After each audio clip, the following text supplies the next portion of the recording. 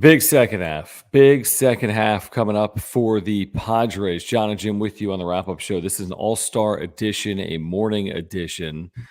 Glad to have you with us. If you are here, as always, please subscribe, whether you're here live or on replay. We appreciate your support.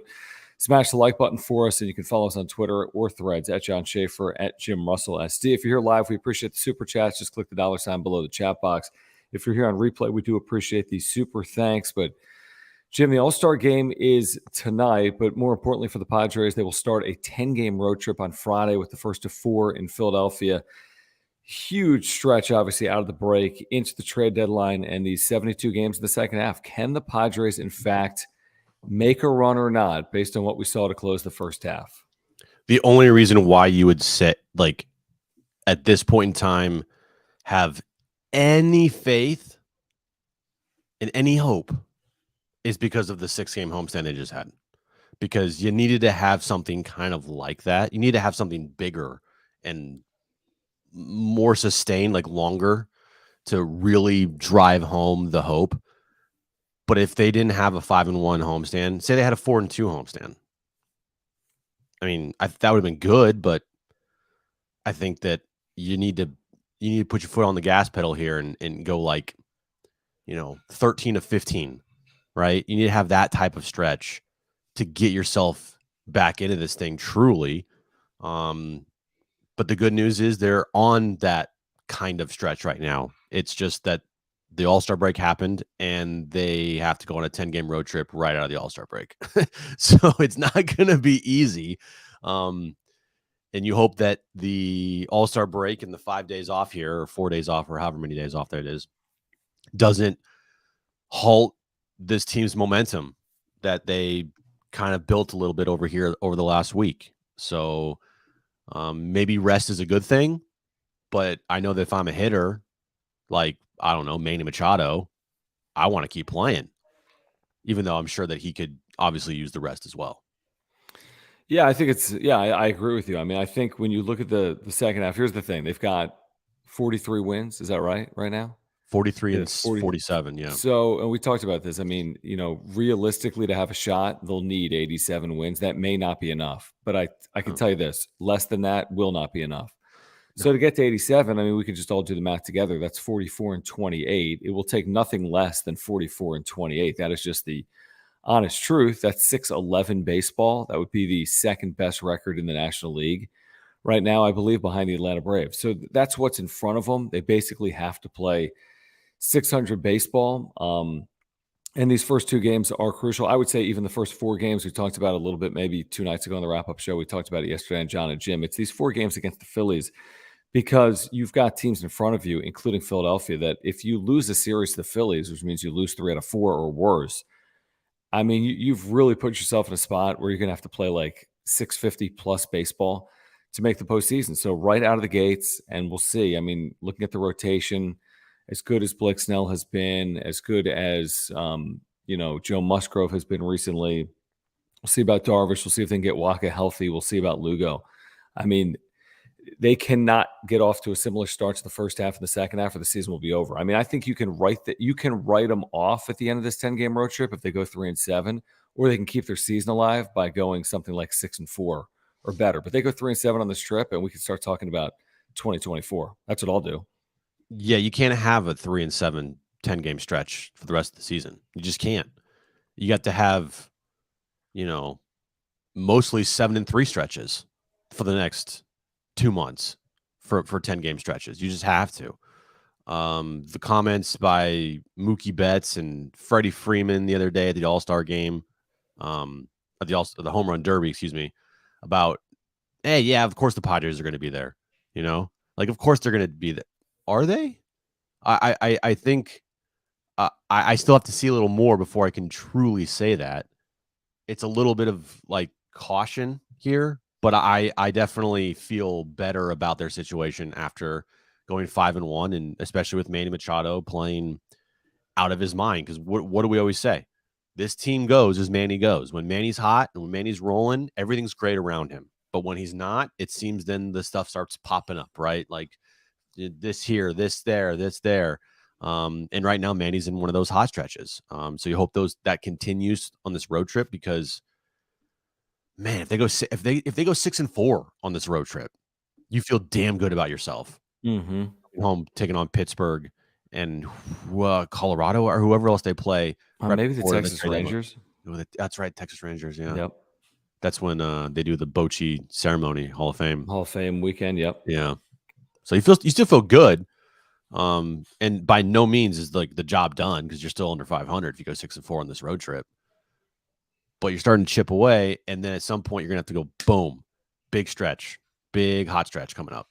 And that's the only way you can do it. That's all they have. That's the only choice. And again, if they can get to the trade deadline and they can be sitting around 500, then they're obviously not going to be selling off. I mean, you can't convince me that Peter Seiler with his optimism and AJ Preller with his, riverboat gambler attitude as a general manager and the way they've drawn this year, 3 million fans, 50 plus sellouts expected still for the entirety of the season. You can't convince me if this team is 500, even if they're 5 or 6 games out or 4 or 5 games out, that they are selling. I could even see it if they're a game or two under 500, that they're even potentially buying. But by the way, the article you referenced where some of the Dodgers commented publicly on the Padres was by Kevin yesterday. It is interesting. I think the basic premise from Kershaw, from Betts, from Freeman is we want teams that spend to do well. That was Kershaw. And that we don't know if when the Diamondbacks and the Orioles are having success, if that's good for baseball. But we do think when the Padres and Mets are winning, that's good for baseball. So I think they were coming at it from an angle of like, yeah, well, they've spent a lot of money and we kind of want them to do well. And like you said, to your point, it's easy to say they're going to be there in the end. What do they care?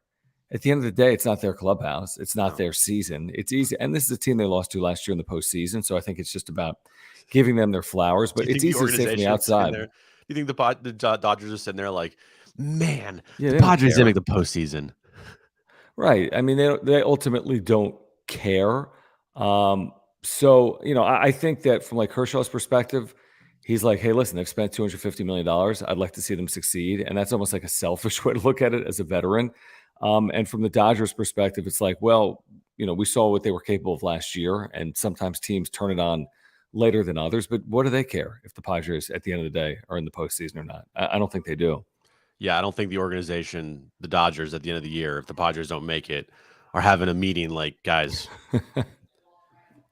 this sucks. I can't believe the Padres didn't make it. Are you guys okay? Is everyone okay in the room? Like, no, they're not going to give two shits. It's going to be, oh, whatever. Like, if the Padres fail, that won't impact the Dodgers spending money at all. So it is kind of a weird, like, comments here. Because it doesn't matter what the Padres do. It doesn't. Okay. The Dodgers are going to spend regardless of if anybody who else that spends fails, no matter what. That's just how it is forever. So it's one thing if it was trying to think. Say the Marlins started spending a shit ton of money and they went over a $200 million payroll, right? If the Marlins are saying this, like you have then you make sense. Like the Marlins need the Padres to have success and vice versa so that these things become the norm instead of an outlier. The Dodgers, when they say it, who gives a shit? They're going to spend money no matter what, regardless if anybody else fails or not. Yeah, no, I agree with you. I mean, I'm looking at some of these quotes. Mookie Betts, they'll get it together. I'm sure they'll get it together, and they'll be right in the thick of things when it comes down to playoff time. Great roster. Sometimes you're not going to win, but it's only the first half. Wait, great roster. Sometimes you're not going to win, but it's only the first half of the season. I'm sure they'll be fine. And then Kershaw knows more about the Padres than the wrap-up show. Ultimately, you win with how you pitch. And so the way that Snell is pitching right now, you'd want him to start any game for you. And then with Musgrove and Darvish, you still like their chances. So he's really breaking it down. Is he watching every game at night after Dodger games? I guess so. Guys, if you're here, please subscribe. You're on content for Padres fans. Appreciate you hanging out with us on this Tuesday morning before the All-Star game.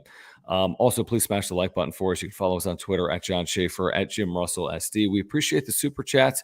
If you're looking to support this channel, if you're here live, you can do it with the super chat by clicking the $sign below the chat box. If you're here on replay, we appreciate the super thanks as well. And thank you, Zach, for getting us off to the first super of the day. Zach says, and thank you again, Zach, he says, odds Preller moves off Grisham before the deadline. Jim. John. Yeah, I don't see it happening. I don't see them going and selling. And who wants Grisham anyway? Like, Yeah, let's be real. I wouldn't say Grisham is selling if you part ways with him. It's not selling, but again, what is the benefit of moving off Grisham just because he's not good? It would be nice to upgrade. I mean, if you can upgrade, that'd be great. But just to move Grisham, just to move him, you're not going to get anything in return for him. Mm-hmm. So, I mean, why? What do you think? I mean, I could see a player like Trent Grisham be moved. I mean, I don't think he has value either. I think ultimately that AJ Preller is going to hedge a bit at the deadline. I don't foresee drastic wholesale change in either direction. I don't think they sell off all of their non-controllable pieces like Josh Hader, Blake Snell, Hassan Kim, for example, Seth Lugo. I don't think they sell all those pieces off. Could one move? Yes. I also don't think he adds 4 or 5 major league pieces at the deadline. I think ultimately he could both buy and sell. He could move off of, Josh Hader. Maybe it's a bad example. He could move off Seth Lugo and then add, a bat and a starting pitcher. He could move Trent Grisham and add another outfielder. I don't think it's going to be like what we've seen a couple of the years recently, like 2020. They went fully for it. Last year, they went fully for it. I mean, they made huge changes last year, not just Soto, right? They had multiple changes at the deadline. Drury, who else? Bell. I mean, it was a pretty significant deadline. I mean, that's not coming, in my opinion. I don't think it's coming either way, buying or selling for the Padres 3 weeks from today. If you look back to 2020, I mean, you can even go back to 2019, not 2019, because that team, they sold off Franmil Reyes and multiple pieces. But AJ Preller every year since 2020 has made a big move, regardless. Not 2021. He's traded for Adam Frazier. Exactly. I mean, that's not like a seismic move, but at the time, I mean, the headline was Padres trade for all-star second baseman. So that and Jack Sawinski, they traded away for Adam Frazier, is like, I retweet his ass all the time from hitting home runs. He's like 20 home runs this year. So Preller every single year has made at least one move that is, I guess you could say, headliney. 2020 with the Clevenger, 2021 Adam Frazier, 2022 Juan Soto. To say that he's just going to stand pat with a team that, they have so much invested in, thinking about it now, I wouldn't put it past Preller to do anything, honestly. I would. I mean, it's like they're already tied up. Like Darvish, Snell, Musgrove, Hader, Soto, Bogarts, Machado, Tatis, Suarez. I mean, it's like there's so much money tied up that, I mean, I guess an Adam Frazier type player, but that's completely, even if he would have hit, it wouldn't have been it's not franchise altering, and it's not even significant in terms of winning or losing over the course of your 60 games. I mean, what Adam Frazier would have created in 2021 if he hit? What would he have been worth? A win and a half? I mean, that's a high WAR player for 2 months. Right. But I mean, at the time, John, he was an all-star starting second baseman. Yeah, I know, but he was like a slap hitting singles hitter. I mean, I'm saying even if he didn't hit 200 here and he hit 300 here, what would have been different? They still would have gone in the tank. I mean, yeah, probably. I mean, right. So it's like I'm saying, are they going to go find a piece that actually changes the fortunes of their season? What I'm saying is, I don't think the Adam Frazier deal, while albeit it's not like this big name that everybody knows like Juan Soto, Preller the last 3 years hasn't just made tinkering moves with like, a bullpen piece they don't really know about that could really help you. Like, he's made moves that are kind of flashy and headliney every single year. Regardless of what you think of Adam Frazier, it was still a flashy Padres trade for second baseman, all-star. Yeah, 2020, but Mike we were Clevenger. like, I wonder why they traded for a second baseman when they already have middle infielders. What does this mean for Eric Hosmer? Because he tried to get someone else and let go of other people. So he's always tried to go big. In 2021, remember, it was these guys just need to play better, right? And also, they tried landing Scherzer at the deadline and couldn't. I know. So he's tried to make splashy moves the last 3 years. In 2021, they were actually good at that deadline. So But there's no splashy move to be made, and hear me out. I'm not saying they're gonna make a splash move. I'm just saying it's not like Preller to just like stand pat and let things play out. It's not, but the only way you bring talent to the major league roster, theoretically, is by giving up real pieces in your system, which is like, at what point does that stop? Because like the money's run out. Like everything is stopped. Is never going to stop with Preller here. Well, It might stop this year, that's what but I'm saying. it might.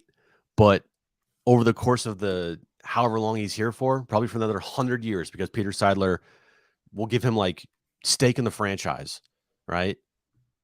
He's always going to try to make that splashy move. He What just was their can't help splashy himself. move in 2016? What was their splashy move in 2017? What was their splashy move in 2018? What was their splashy move in 2019? It's just as the organization has trended towards winning. Well, of course, all organizations that are winning are trying to add at the deadline. Organizations that are losing are trying to sell off and add pieces for Well, their those future. teams, 2015 was the splashy moves.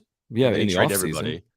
And they traded everybody. Well, they didn't trade everybody because he kept everybody at the deadline. And then the next 3 years were all just rebuild bullshit. And then 2020 and 2021 and 2022, he's always tried to go big the last couple of years. I don't know. I doubt he's going to do anything big this deadline. What I'm saying is I don't put anything past him. Well, yeah, sure. Yeah, I agree with that. I mean, I would just say that I think a lot of teams that are trending towards the postseason try to make moves that are like significant in nature. And it doesn't always happen, I guess, but it's not like it's just been the Padres that have been pulling off big trades over the last 3 years. I mean, you go back to 2021 with the Dodgers, and when you acquire Trey Turner and Max Scherzer, that's as big of a trade as you can possibly make at a deadline. And I mean, I think everyone's all for that type of trade. By the way, if you're in position to acquire players of the caliber of Soto, Turner, Scherzer, Clevenger at the time, I think everyone's a big proponent of that. I'm a proponent of that now. I just think that the system isn't going to be as fruitful as it's previously been. And you're not going to just keep trading away pieces like Jackson Merrill and Ethan Salas and Dylan Lesko and whomever your first round pick was this year. I think at some point you're going to have to hold pat a little bit. Not to say you can't add pieces like relievers to run it back's point, pick up 2 solid relievers and we'll make the playoffs. I don't necessarily think it's as simple as that, run it back, and thank you for the super chat. They can absolutely add to their bench. They could add a DH. They could add relievers. They could add a veteran starter. I'm just saying the big deal, you're right. While you can't put it past him, it would surprise me because I don't think he has the equity in order to pull it off in his system. And I think he might even realize himself that I can't go down this path each and every year if it's going to be viable each and every year. Yeah, I just wouldn't put past Preller to get that itch and get a whiff of like, oh, he's available, and check it out. I just wouldn't. So give me like I don't know, any name. Luis Roberts. Yeah, who can hit the ball far? Yeah, for the White Sox. What's his situation? I don't know, but I just threw a name out there for you. He's on a 6-year, $50 million deal with team options in 2026 and 2027. So you need to trade Jackson Merrill and Dale Lesko. Exactly. If they go pry the one piece under control for the White Sox for the next 4 years, I'd be impressed, and I'd be surprised as well. All right, let's get back to some of these supers, like this one from Matthew. Thank you, Matthew. We should trade for Cody Bellinger and Justin Turner. So this has come up a little bit over the last couple of shows. Justin Turner's name. Justin Turner is having a nice year at the complete end of his career. This goes back to what we've said, really, all these trade deadlines, though, 2020, 2021 with Frazier, 2022 with Soto. Are these the pieces that are really going to impact your win and loss record anyway? Because did that happen in 2020, 2021, or 2022? Did any of the moves they made, made, impact what they did in the second half? No. No, but I think I would take Cody Bellinger on this team. I think Cody Bellinger would be a massive upgrade over Trent. He would be a massive upgrade over Trent Grisham. Massive. And I think that he could be a guy traded at the deadline. I mean, he's having a really nice year, and he just got back from injury. I think the Justin Turner thing, I don't see him going anywhere just because the Red Sox are fully in it. Like they're 2 games out of a playoff spot. Why would you trade Justin Turner, who's having a really nice year for you? Like they're not selling, I don't think. But the Cubs, it's really the Cubs aren't going to make this massive run in the second half. So Cody Bellinger is a guy that, yes, I would put Cody Bellinger on close to the top of my list if you're looking for outfielders and bats to go out and get. So you're going to add $8 million of salary for Cody Bellinger. Sure. Who makes $20 million? Just add 8. Well, who are you gonna get rid of? But you agree with what I'm saying. So they're I going to go add salary, significant salary. Now he's going to be completely, he's not going to cost you anything, relatively speaking, because it's a 1-year deal and he gets paid a ton. Dude, Preller can sweet talk his way to feels like anything with this organization. If he goes to Siler and says, "Hey, I have this deal here for Cody Bellinger that could really upgrade us and be that center fielded piece that we're not having right now, and we just need to add $8 million in payroll." It's not adding like $30 million in payroll. Well, but at the deadline, there are no $30 million ads. You know what I mean? Because if a player makes $30 million, you're only adding 1/3 of the salary. But if player makes $20 million, I mean, it's an addition. I'm with you. He's had a nice little year, but I don't know. Take on salary, maybe. I don't know. Maybe. Again, I think you could do it effectively in terms of wouldn't cost you much in your system, but he makes $18 million a year. So I don't know. The reason why the Cubs got Bellinger is to trade Bellinger. No doubt. Probably to a GM like AJ Preller. Yeah. So money aside, though, I think we could both agree Cody Bellinger would be a really good fit for this team. Oh, yeah. I mean, I think money aside, I think there's a lot of outfielders that are better than Shohei Ohtani is a good fit for this team. Yeah, he'd be a really good fit. I think there's a lot of outfielders that are better than Trent Grisham, to be honest with you. I'm surprised they've stuck with him as long as they have. As trigger happy as he is as a GM, the fact that they've thrown him out there every single day, the fact that they threw Austin Knoll out there for, the first 50 games of the season, that to me is surprising, to be honest. Yeah. David Bednar locked down 7th, 8th, and 9th with the Pirates. Well, didn't David Bednar used to be with the Padres? Oh, yeah, that's right. He was. I don't think you're acquiring a closer. No. Unless you really just said, fuck it, we're going to load up in the back of our bullpen and get another closer. Right? Maybe. Yeah, I'd be surprised. I like the name. I think Bednar would cost you more than Bellinger, though, as far as prospect capital goes. Yeah, because I don't know how long he's under contract. He signed only through 2023. He's making $800,000. Just kidding. He wouldn't cost you shit. Actually, no, he's arbitration eligible. So you'd have no, he's not signed through 2023. He's then arbitration eligible. He's not a free agent until 2027. He'd cost a lot. You'd have him for 4 years. He'd cost you a lot. Yeah. Quan, thank you for your membership and your super chat, guys. Thanks for hanging out. Please subscribe if you are here. We're going to tell you about our title sponsor, Mark Nimitz, in a moment. He says, get Lucas Giolito, move Lugo to the bullpen, reassures starting pitching, and reloads bullpen. Did you see what Lucas Giolito did last night? No, I did not. He, during the home run derby, very weird. He posted something on Instagram, like announcing his divorce or something. What? It's like very weird timing. Like, first of all, what? Right. We do Instagram posts announcing that we're getting divorces.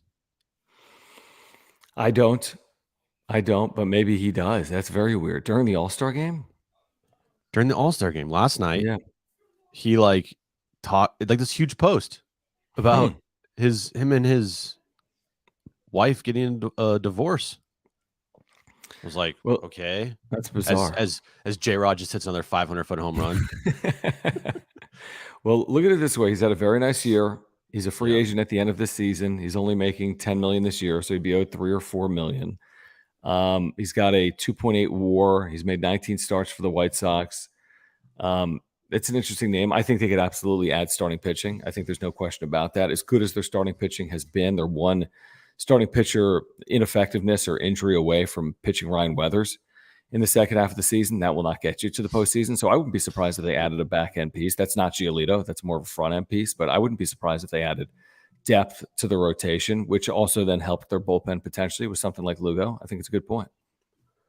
Because while Waka's had a fantastic year, the biggest concern with him is innings pitched, and you're already dealing with like some injury stuff, and you don't want this to turn into, well, he's going to have to be shut down, because that's the worry here, is that because Waka has kind of not overworked, but he's back on a regular every fifth day from the start of the season schedule that he wasn't really on for the last however many years.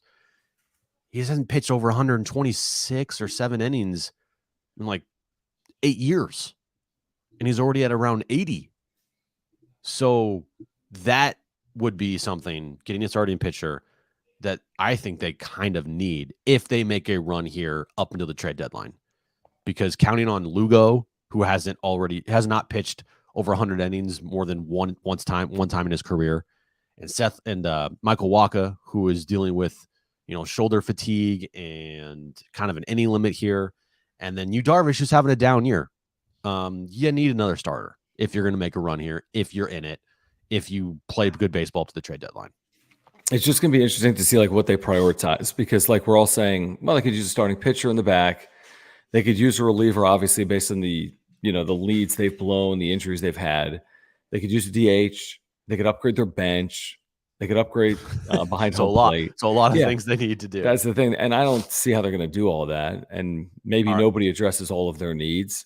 Pick one thing they have to upgrade, or at least go out and get at the trade deadline. You only can pick one. Put it in the chat.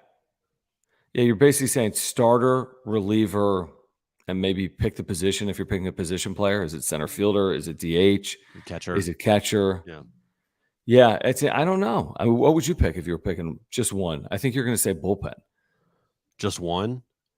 I was going to say starter after I just kind of talked myself into it.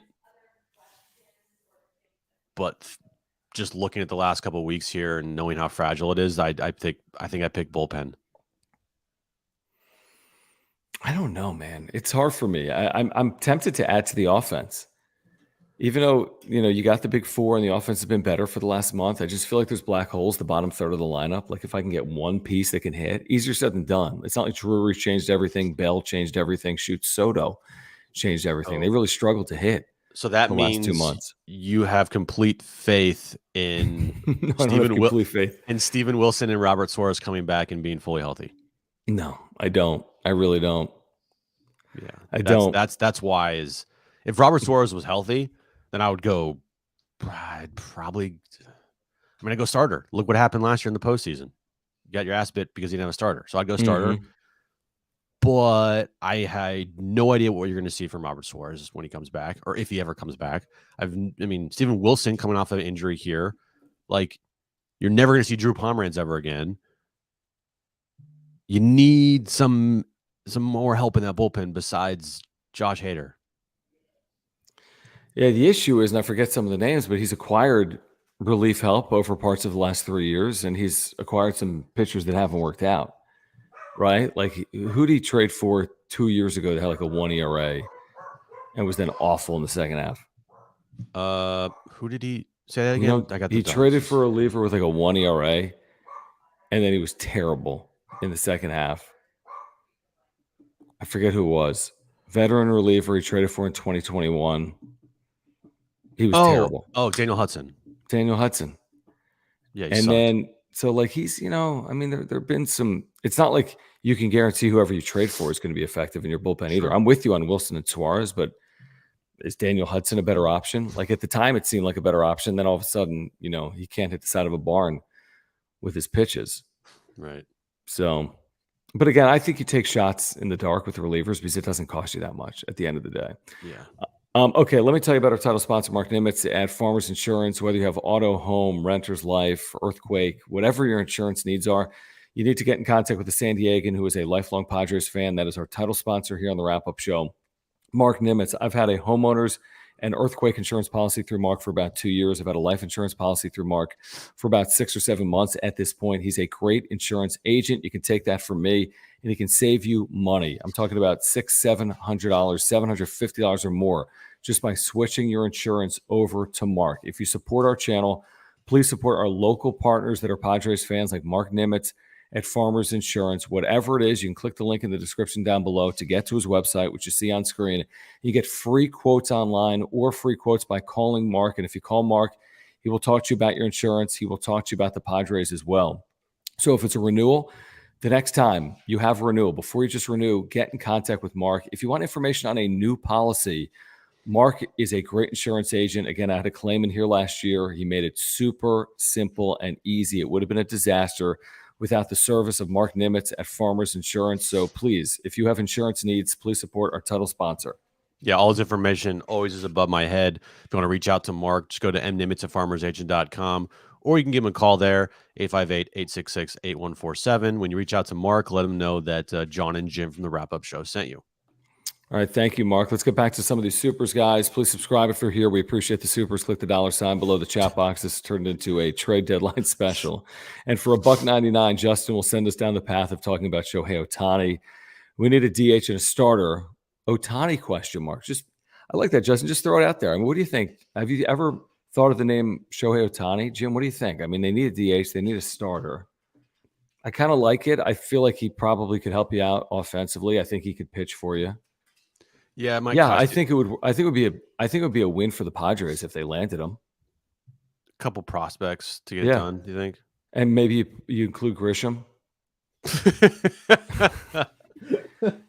I mean, Ohtani's not coming here. Maybe it's Grisham, dude. I love like in the offseason or like people were saying, dude, just package Grisham and Nola and Campusano and Jackson Merrill, and we can get Shohei Ohtani because Jackson Merrill's a top prospect. Like, do the Angels, let's be honest, do the Angels call you back if you leave a voicemail with whoever the GM is now? He's got like an interesting name. If you leave a voicemail like, hey, Jackson Merrill and Ethan Salas and Dylan Lesko and is it Dylan Head, whoever the hell they just drafted? I don't even think he can be traded within a year, but whatever. Robbie Snelling. And Robbie Snelling. What do they call back? Is that a good deal? I mean, he's a rental. But I mean, you gotta be crazy to think that Shohei Ohtani just said yesterday that his number one motivation is to play for a winner and losing sucks. Now, do the Angels move him at the deadline? Maybe. I'd be surprised, to be honest, but maybe they move him at the deadline. But if they do, I mean, he's going to go to a 500 Padres team. Right. He goes to a team that has a worse record than the one he's on. It's like it's going to be like 4 games out of a playoff spot. Like, I don't know. That seems like a bit of a stretch. And by a bit of a stretch, I mean, I don't see any scenario where he's traded to the San Diego Padres for a zillion reasons. Like, they don't have the system to do it, and they don't have the record to do it. Yeah, and I don't know if the Angels even move him. The Padres don't have the prospect capital to even sniff an Ohtani trade because they used all of that capital on Soto last year. Mm-hmm. Now, if they still had Gore in the system and they had James Wood in the system and, like maybe, but you used all that up on Juan Soto last year. So there was a 0.0% chance you're going to trade for Ohtani. And shit, if they want Ohtani so bad, just wait a half season and you can go sign him in the offseason. But again, I don't even want to fucking talk about them trying to sign Ohtani because this shit, it's just the spending a bunch of money so far is not it. Right. I mean, yeah, I can't even entertain the idea of Shohei Ohtani free agency. Now, do I think there'll be rumors for every team? And because AJ Preller's crazy, do I think there'll be articles on it? Yeah, probably. I do. I'm sure we'll hear Bob Nightingale say the Padres are one of 13 teams with an interest in Shohei Ohtani. Like, I'm sure that's going to happen. And Shohei Ohtani likes the West Coast, and the Padres are willing to spend $5. Well, we're going to hear it all, but is it realistic? Is it going to happen? Is he coming to a team that let's say, I mean, you have to make the postseason to even be in the conversation when he's a free agent, obviously. He's not going to come here if you don't make the postseason. this year. So I don't even want to entertain it, to be honest with you, because No. I don't find it realistic. I didn't want to entertain it last year. People wanted to talk about it. I told you we both said it's not happening, and it didn't happen. He wasn't dealt, Run it back. Thank you again. He says, what did it cost us to get Hudson? To get an idea. To get an idea of what it costs to get a reliever that's having a nice year. A guy that I have no idea. I don't remember. I think someone in the chat put it Mason Thompson. Oh. Some reliever guy. I don't know. Yeah, it was the old Jordy Barley and Mason Thompson deal. Oh, yeah. Man, I miss those guys. So, yeah, the point is you can get relievers that are having nice years. Yeah. Although there'll be a lot of buyers because we talked about it the other day. You said there's going to be 7 or 8 sellers. So there's going to be a lot of buyers. So maybe that drives the price up a little bit. But you're not trying to trade for a Shohei Ohtani. No. Like, there's a difference between Daniel Hudson and, like, Shohei Ohtani. Like, I don't know if you could pull off Ohtani for Mason Thompson and Jordy Barley. Did you see the article that Marty retweeted last night in Spanish? Did you use Google Translate to translate that, or did you click on it? No. The article about but I did Juan see Soto. I did see it, and Juan Soto has been asked again about whether he will be moved at the trade deadline. Oh, geez. And he said at the end of the day, after the Nationals traded me, nothing surprises me anymore. He also said, I'll be up for anything. Right now, I'm trying to play ball. I'm a member of the Padres, and what I'm trying to do is bring a championship to San Diego. Everything is possible. We're not as far away as people say. I think we have a chance in the second half. We have the talent. We have the players. What we have to do is come together and play good ball. Let's see here. He said he got off to a slow start, very uncomfortable. I'm not going to lie.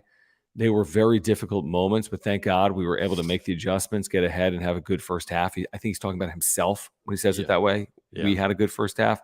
I hope I have a better second half. Right now, I don't think about things that haven't happened after the All-Star game. I will focus on my one mission, helping the Padres win games. So that's Juan Soto yesterday in Spanish using Google Translate. Kind of what I said yesterday. He's not thinking about free agency next year or a contract. Like, he cares more about winning games right now and making sure he has a good season than anything. Like, when he was struggling this year, do you think during his struggles he's like, shit, wonder if I'm gonna get a contract? Like, right. You know what I mean? Like, he's gonna get paid. He's gonna get a shit ton of money. Mm-hmm. So this year especially, you're not thinking about that. You're just not. All right. Good point. Yeah, I mean, I think what he said, though, about like, hey, I think last year he was probably a little naive to the idea that he could have been dealt. He's talked about that. And now he's like this seasoned pro, even though he's only 24. And he's like, listen, it's a business.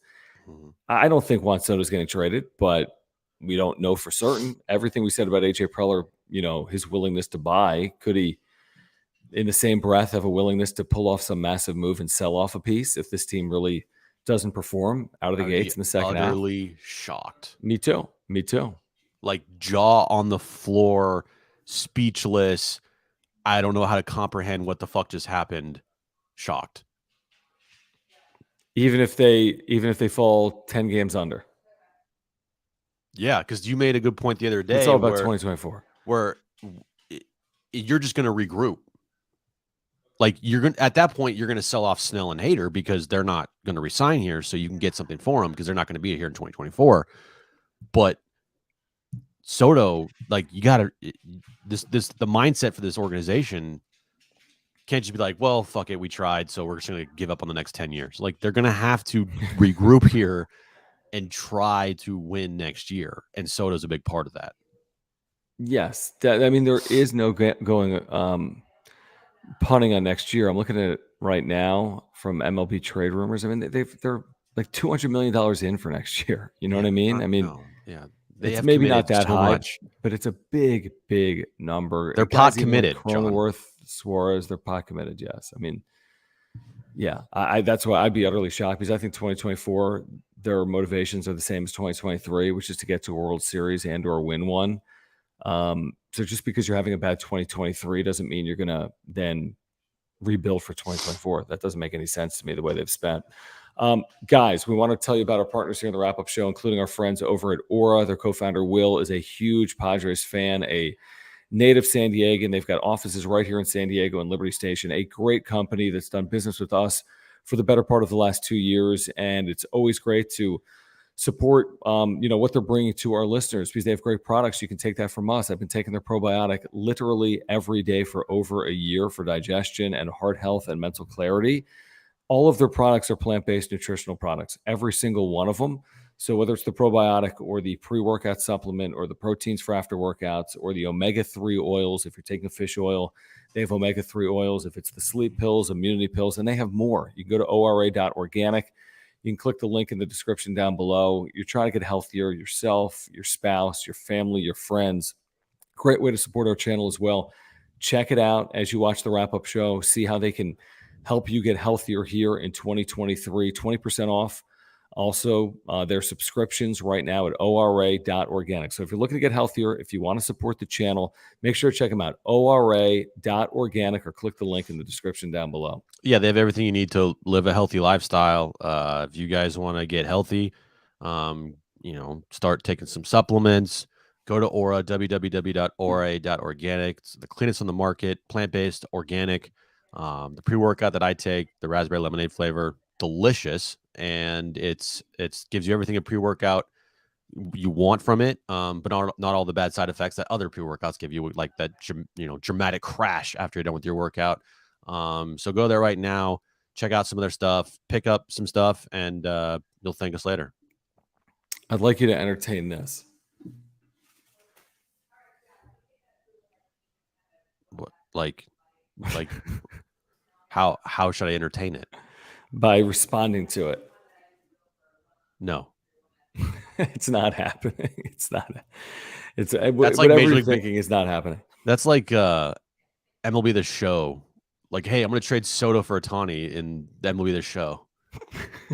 Right, exactly. And but Soto's under control through 2024. I don't think the computer would even let you do that. So the Angels get Soto for 2024, and no, I mean they need more than one piece. I mean the Padres needed more than one Soto. We've learned, Yeah. So I think the Angels need 6 pieces in their system over one major league ready bat, not just major league ready. Obviously, great player, but if you can't win with a great player like Shohei Ohtani, why could you win with a great player like Juan Soto? Right. You could win with 5 great players potentially. So they gotta. It's the adage, like you need a good team, not a good player. Exactly. You need a bunch of good players to be a good team, but not one good player is going to make you a good team. Yep. No, I completely agree. So it's interesting. I mean, we'll see, guys. Coming out of the break, these critical 10 games to start the second half in Philadelphia, in Toronto, in Detroit. There's no magic number here, by the way. I don't think 6-4 and they're in the playoffs, and 5-5 and they're out, or 7-3 and they're in the playoffs, and 6-4 and they're out. I don't see it as a magic number. I really don't. I just know they have to play well. And to your point earlier, they can't have another 3-7 stretch this season. If they do, they are out. It's pretty much that simple. I think they got to be consistently good, not perfect, but consistently good in the second half, and that begins Friday night in Philadelphia. So it's a little hairy, but what we saw last week gives you some hope. But then again, what we saw 2 weeks ago, Jim, doesn't give you a lot of hope based on what they did in Pittsburgh and Cincinnati. Yeah, they're 5-1 in their last 6, but they're 6-6 in their last 12. Right. So I think that you look at this road trip is everybody has to be hyper focused coming out of the break. Like everybody pulling on the same rope, ready to go from day one. You can't ease your way into this thing. You just can't, because if you do, you're fucked. I mean, you go 3-7 on this trip. It's like, I mean, you're back to 8 games under. It's good night. Mm-hmm. So yeah, and I'm gonna sneeze, I think. Do it. Wouldn't be a show without you doing it. And it's bless you. Oh, jeez. It's Darvish, Snell, Lugo, and we don't know about game 2. Could be Waka. I'm TBD, assuming. Yeah. Well, I'm sure they're gonna see how Waka. Oh, I think they have to wait to announce Waka, because isn't he on the IL? He is. Okay, so I would assume like maybe Saturday they announce like Waka's coming off the IL. He's going to be starting our next game. Yep. You know what I mean? Because they're going to want the extra player for Friday. Oh, right. They'll get the extra player, true, by playing 2 games. So we'll see. Again, I like this rotation. I really do heading into the second half. They just got to stay healthy. And if Snell and Musgrove pitch like this for the second half of the year, you could Yeah. make a run. If Snell's lights out, if Musgrove's lights out, if Waka looks like Waka, you got a chance to make a little bit of a run. But, we've said this before. Until they do it, they need to do it. Simple as that. And we'll see if they're able to do it out of the break. Before we get out of here, guys, I do want to remind you about our partner here on the Wrap Up Show, and that is our friends over at Underdog Fantasy. This is the best place to be playing daily fantasy sports. They've got the 7th inning stretch going on right now. You have to sign up by Friday, by the way. You draft your team, and they take care of everything else. You draft, they set your lineup. There are no waivers. There are no trades. It is just $7 to enter. $7 to enter. You got a chance to win part of $150,000 in prizes. This closes on July 14th, which is Friday. So sign up right now at Underdog Fantasy or on the Underdog Fantasy app. Again, underdogfantasy.com or the Underdog Fantasy app. Use promo code PADSWRAP. Pods your app and get a 100% deposit match up to $100. Again, promo code PODSWRAP, PADSWRAP, and get a 100% deposit match up to $100. They have Pick'ems going on today. Let's see. Do we have All-Star Pick'ems going on? We do. We do. Will Zach Gallen throw a pitch higher than 96 miles per hour tonight? That's very hard for me to know. Oh, I'm taking the higher. Take the higher because You're going to take the adrenaline. Adrenaline is going to be just pumping. Will Ronald Acuna have a hit tonight? Yes. So higher. Okay. So Ronald Acuna is going to have a hit. I'm trying to get 5 picks in here. Was Hader going to appear in this game? If they have a lead. Why? No, he'll appear. Okay. So will he have 1.5 strikeouts? Yeah, higher. He'll have 2 in 1 inning. Okay. Let's see what else here. Pick a rando player. Okay. Well, they're all stars. I know, but just pick someone like I scroll. took higher than a half hit plus walk for Soto because he'll walk. Let's be honest. Okay. Don't even. Yeah, that's what you will. Oh, who's this guy? This guy's a random Ohtani. Yeah. So I took higher on half a hit. So look at this. This is if we go 5 for 5 here, guys. 20 pays 400. Is that good? Now we can insure it, and we could still win 200, and even 4 pays 50. So sign up right now. You can play the pick'ems. I'm going to insure it and play right now. Use promo code PADSWRAP. Get a 100% deposit match up to $100 at UnderdogFantasy.com. Are you watching tonight, Jim? Yeah, of course I am. I think the Major League Baseball All-Star Game is the best All-Star game there is. I think the first couple innings are awesome. I mean, because you're going to have the best players in there versus the best pitchers. Well, getting later into the game, it gets kind of like, who's that guy? Like, why am I like what? Like you want to see Ohtani, you want to see Soto, you want to see Ronald Acuna, you want to see all of these guys that are starting all-stars. Like the National League All-Star team, you got pretty much the Braves and the Dodgers, and then a couple other guys on the roster there. And the American League All-Star team is like the Texas Rangers and Ohtani. Right. So it's a good point. Yeah, I'm looking forward to it. I'm with you. I think the first couple of innings are always intriguing. I want to see Soto. I'd like to see Hader with a lead. Yeah, it's the All-Star game. It's special. It really is. It is the Major League Baseball All-Star game. Among the big four, it has stood the test of time better, I think, than obviously the NFL. NBA is a joke. It doesn't look like basketball. NHL, I don't really watch. So, yeah, I think it looks like baseball when I watch the All-Star game. Does Zach Gallen on the mound versus Garrett Cole do it for me? No. Not so much. And to the point now that in baseball you get the balanced schedule, so you're playing everybody. So it's not like years past when it was guys have never, you didn't play the Yankees or whatever. Like everybody plays everybody now. So that's kind of taken a little bit out of it, but it doesn't change the fact that I think the All-Star game with the announcing of the players and then the first couple innings, I think are all great.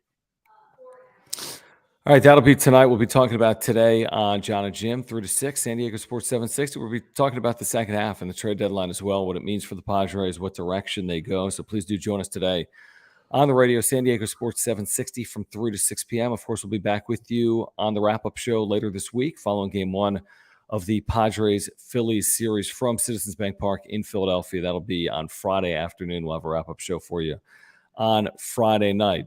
If you are here, please subscribe. Whether you're here live or on replay, we do appreciate that. Please smash the like button for us. You can follow us on social media at John Schaefer, at Jim Russell SD. If you're here on replay, we appreciate the super thanks as well. And thank you for your support of our partners, whether it's Mark Nimitz at Farmers Insurance for your insurance needs. He's our title sponsor. There's a link in the description down below, or ora.organic. If you're looking to get healthier, they have plant-based nutritional products. You can click the link in the description down below. And then Underdog Fantasy, we told you, 100% deposit match up to $100 by using promo code PODSWRAP. That is PADSWRAP. We'll catch up with you later on today on the radio. For Jim, I'm John. This has been the Wrap-Up Show.